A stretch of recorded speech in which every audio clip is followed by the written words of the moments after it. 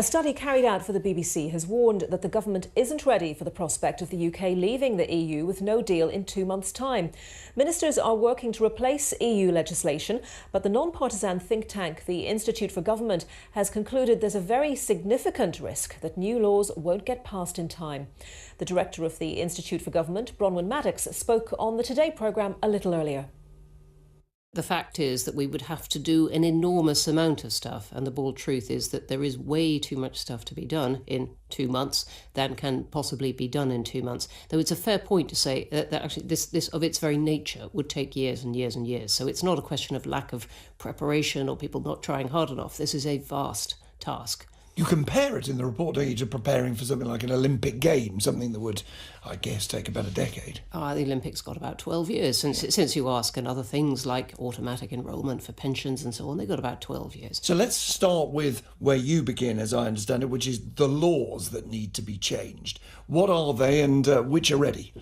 Well, there is too much legislation to get through Parliament by, say, March the 29th. There would be, 5 more significant pieces of legislation, and there would have to be 600 statutory instruments, as they're called, secondary bits of legislation, of which only 100 have been done.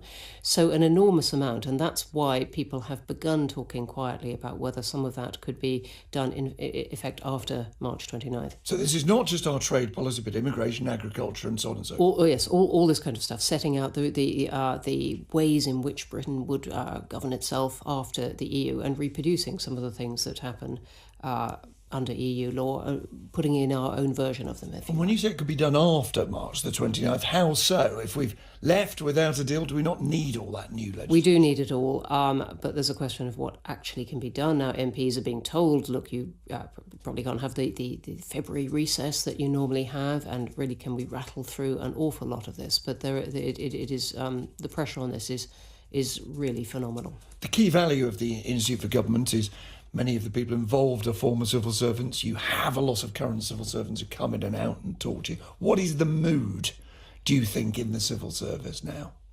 The mood is concentrated. I would not say depressed at all. I think you've seen people very really throwing themselves into this, and there's an immense sense of camaraderie, of people joining together to try and sort out all these things. Bronwen Maddox from the Institute for Government.